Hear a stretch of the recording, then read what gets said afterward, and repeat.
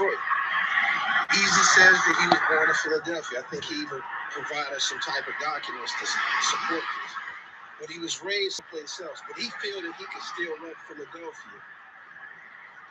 You're gonna do shit to show everybody that you're not from Philadelphia. Philadelphia niggas got a specific character, style, and energy around them. For real, they do. They do. And if you're not from there, you'll start to do some shit that will let everybody know that you're not from there. Like when Donald Trump started repping the, trying to rep the Bloods and shit like that. You know what I'm saying? That was a dead giveaway. Philly has never been like on no gang shit. They rep blocks. They rep they blocks. They wait 17th and Jefferson, 25th and Lehigh, Tasker. They rep blocks. And 58th and Baltimore. They rep they blocks. So as soon as Donald Trump started talking that gang shit, he blew his cover. Everybody knows it. But as far as Easy the block captain, Easy became a big deal, kind of like Fast in battle rap, right? He ended up knocking Remy Ma. He did shit that he put himself in positions where he was kind of like outshining niggas a little bit, from Philly and shit.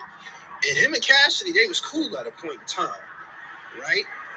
They was cool at a point in time. But Easy kind of got too big for his britches. He did. And that shit that Cassidy said about Easy battling Reed and shit like that, like he did shit that would let people know that he's not really one of them. Anyway, Cassidy has pulled the "you're not from Philly" card on him. I seen him do it all the time. It ain't a city in the world that is not, there's not a city in the world that's as geographical as Philadelphia. I'm telling you. That shit means the world to them. That shit means the world to them. They identity, they city, brotherly, that means the fucking world to them. Don't nothing mean more than Philly. And what I mean by that is if you pay attention to the Philly hip hop artists, $426 billion in delinquent property.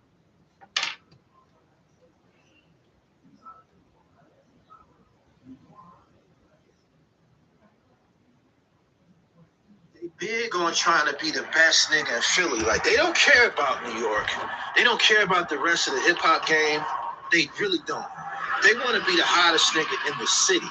They want to be the hottest nigga in Philly. It means the world to them. And when I say that they don't care about, being acknowledged by New York and shit like that, they look at New York as, like, we're an equal.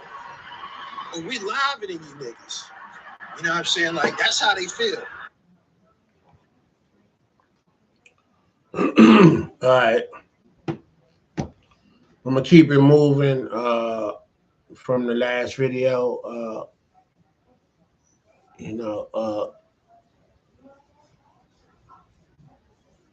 The camera froze and, so it'd be acting up when it feel like it. You feel me?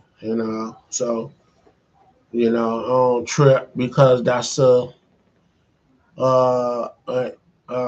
indirect timeline to go take a break. I went at 8 and I watched the part 3 of the Diddy Reckoning by 50 Cent, and I liked it. Great job, and revealing. What I believe is, Puff is very much very egotistical, and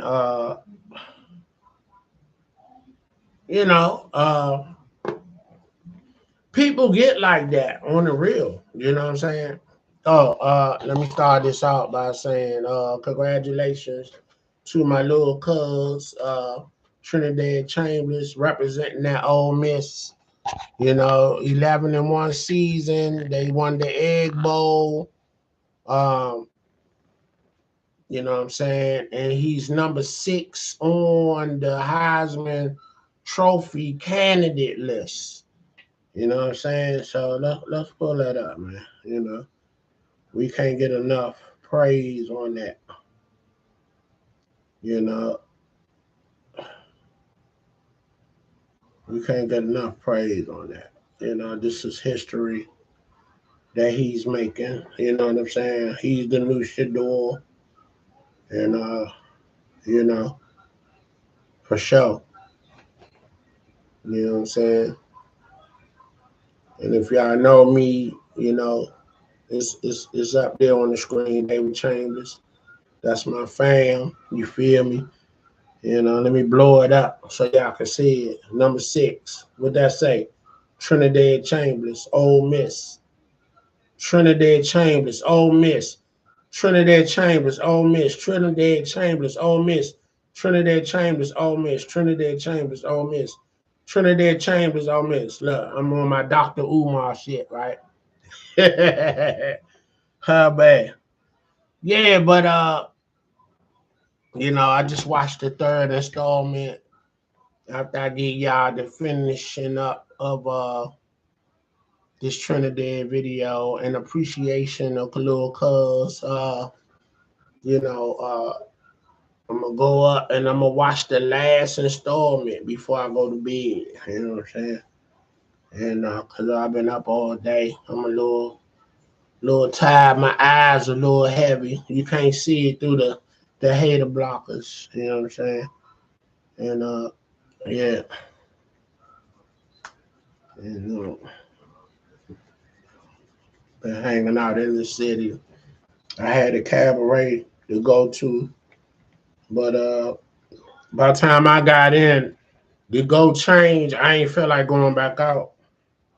And I wanted to you know,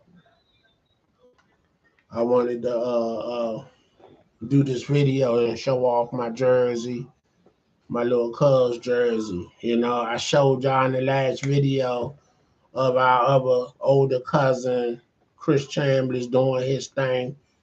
You know what I'm saying? And then, like I said, we doing it big in sports. You know, I created Team Chambliss Champions.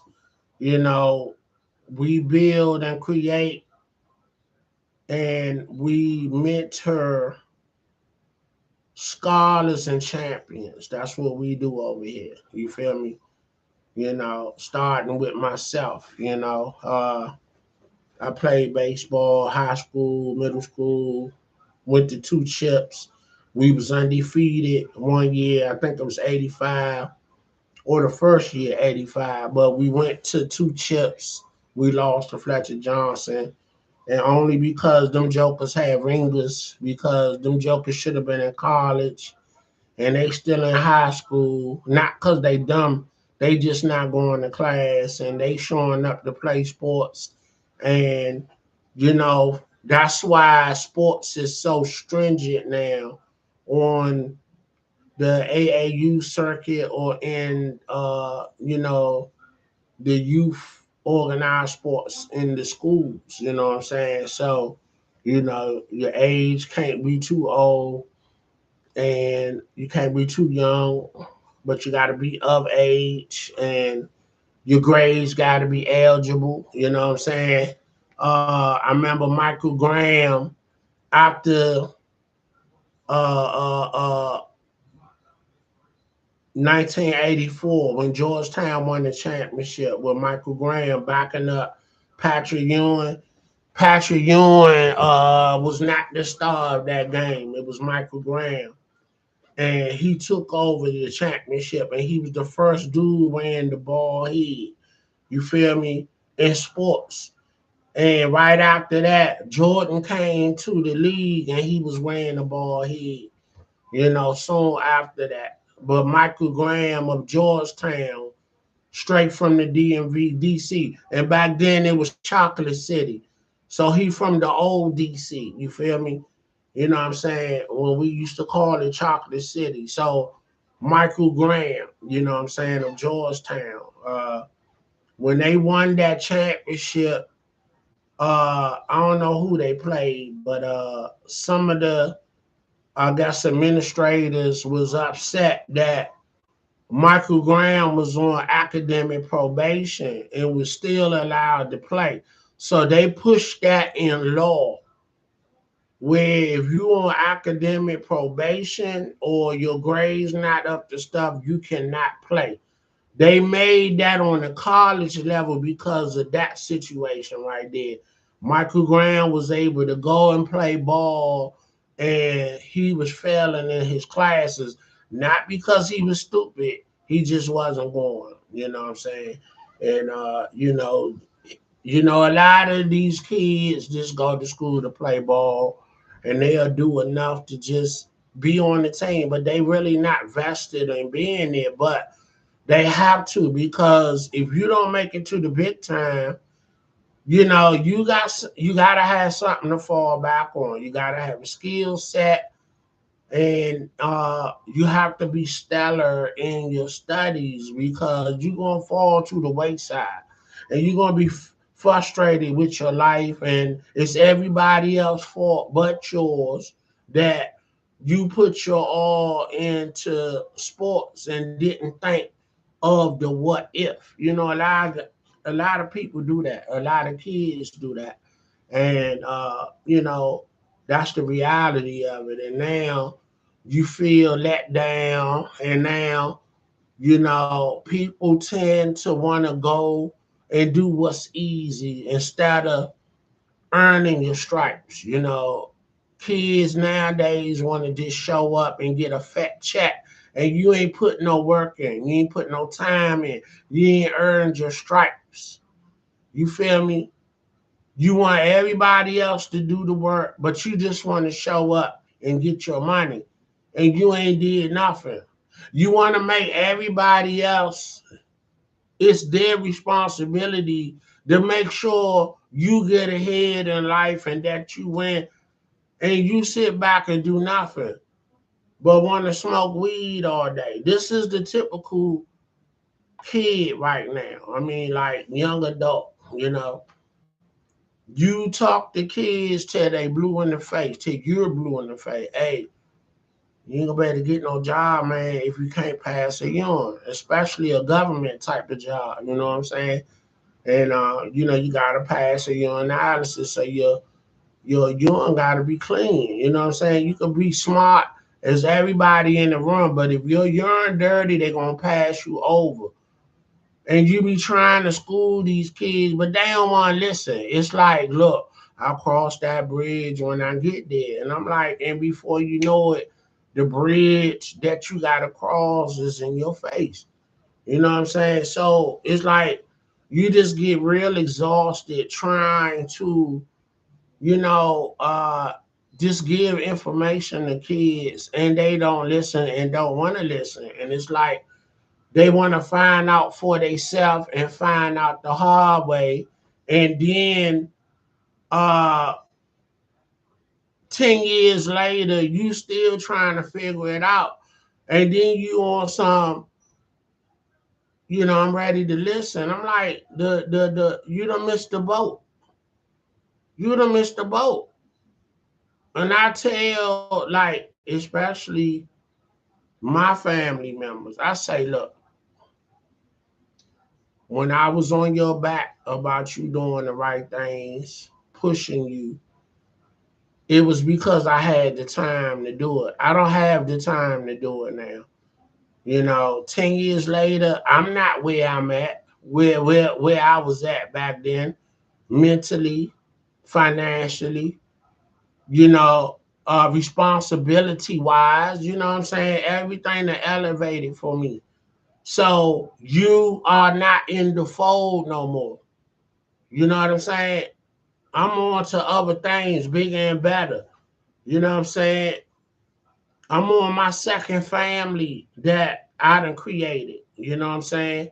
You know, how I stay motivated. Self, doneness. Self, doneness. How I stay motivated. Oh, okay. Well, thank you for tapping in, little bro.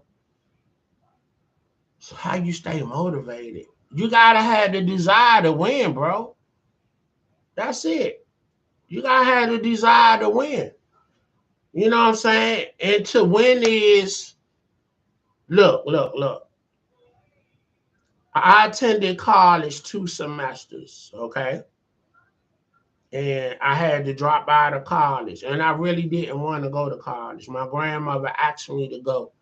She said, go and try college and see if you like it. And if you do like it, you stay. If not, leave. I did that for her. And when I got there, I loved it. But then she died on me. You know, God called her home. She was my financial support. But in high school, I was in trade school as well. Especially like when I was a senior, I had a half a day schedule. So I would go to school in the morning and then I go to my trade. I went to Phelps Trade School.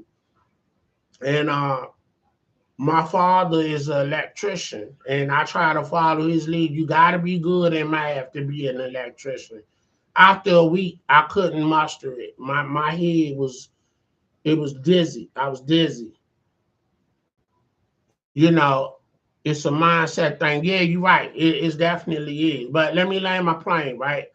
So I go to my counselor, like, man, I ain't cutting it, in the electrical class, So he told me go to brick masonry. And I found out, but I ain't understand it. I'm a visual person. When I see you do something, you know, I have a thing with me. If I see it, I can move on what I see versus you talking to me and me trying to understand it. It's a mental thing, like you said, right? So, but people learn different. Some people have photogenic memories.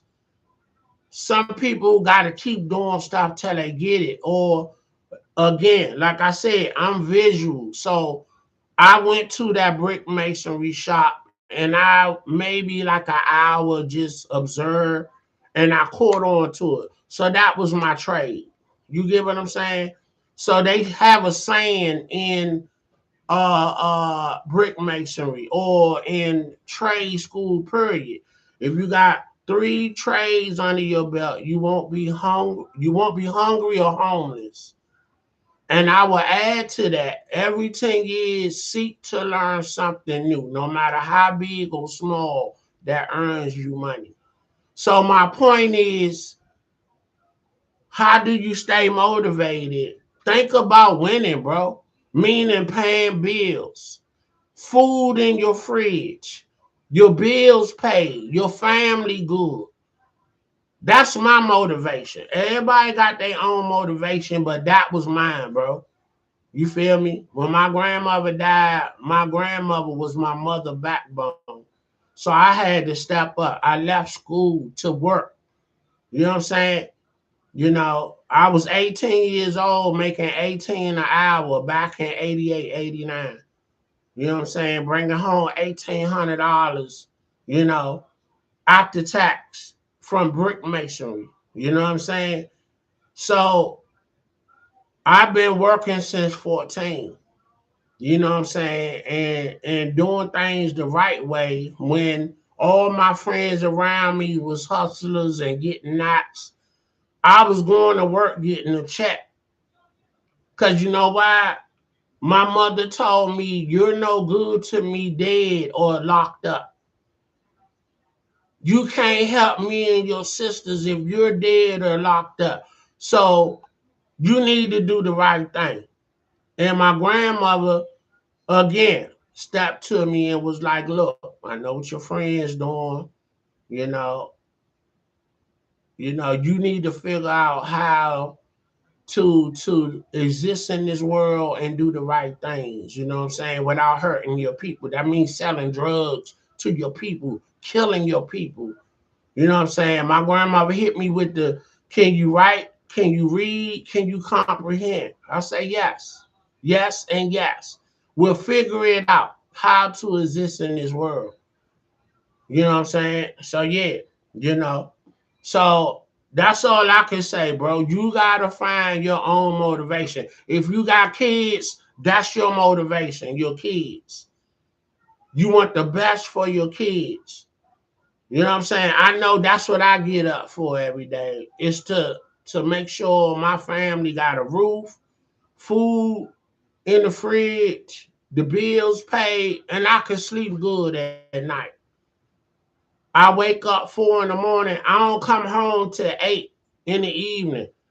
You know what I'm saying? That's the grind that I've been doing.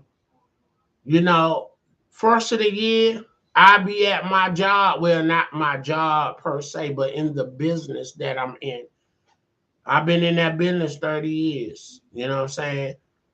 You know, and I done had a slew of jobs over the years trying to find my way. Because brick masonry, I learned that I was scared of heights. So anything over like a fifth level or 5 stories, I can't be up on them scaffolds like that. And then the OGs that I was working with, you know, the guys I was working under, you know, the OGs be up there drinking, passing the bottle, where they did back in my day when I was working on them construction sites. And they passed me the bottle and they taking it from the head. They ain't even holding it up. They putting their mouth up. I like, oh, bro, I'm good, Slim. You know what I'm saying?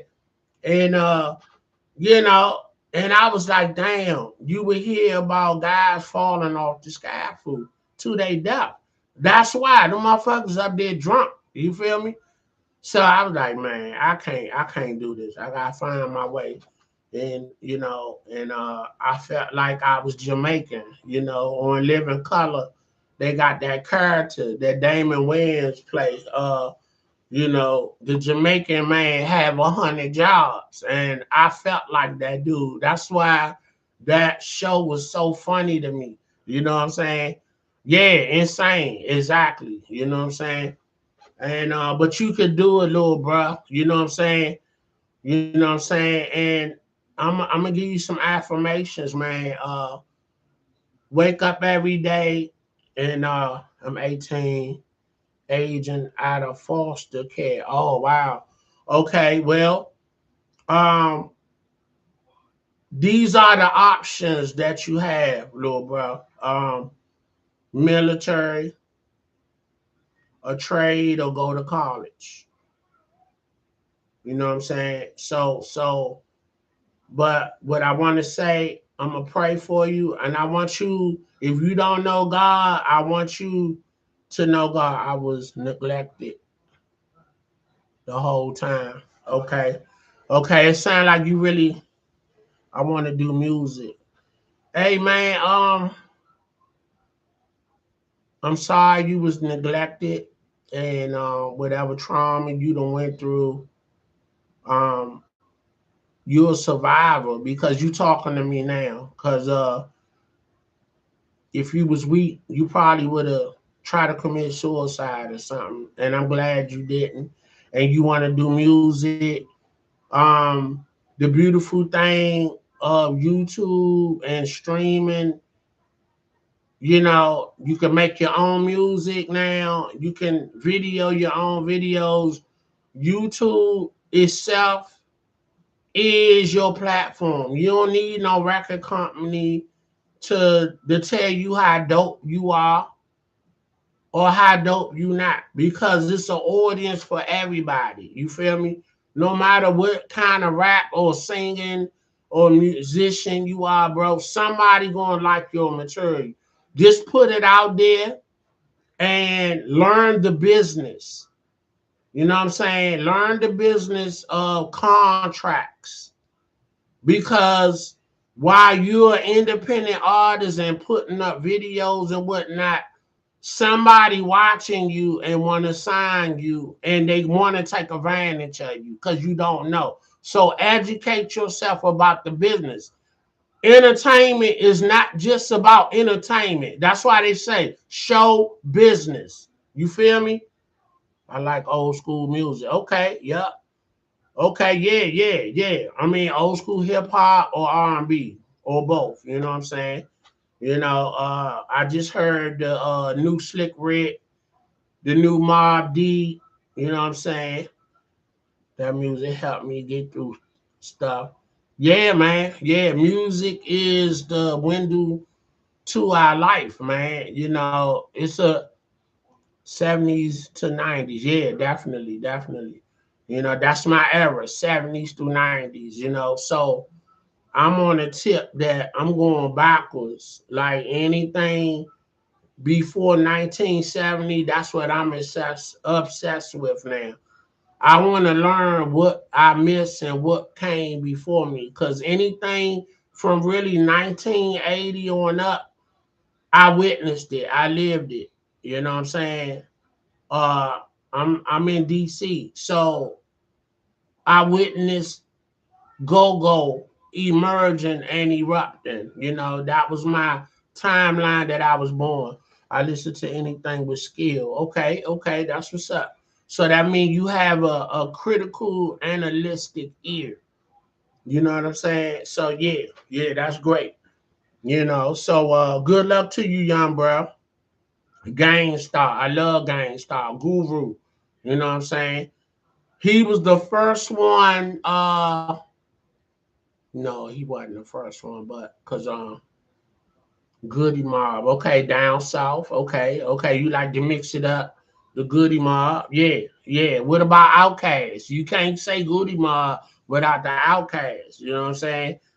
Ghetto Boys, Fifth Ward, Scarface the homie. Scarface stay in DC at a go-go show. I think he like what he like? He like the band called Backyard Band, Big G, Genius and Wincy, you know what I'm saying? Uh Blue Magic. Oh man, you like the classics. You up on the classics. That's what's up.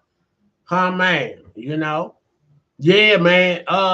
Infuse all of your influence and create some great music, bro. You know what I'm saying?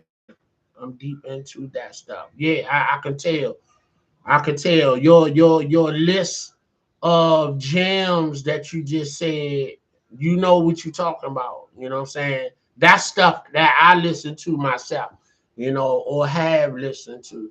You know what I'm saying? So yeah, I'm deep diving into my black history that people ain't telling you about or in school about, it was a black man that made the toilet.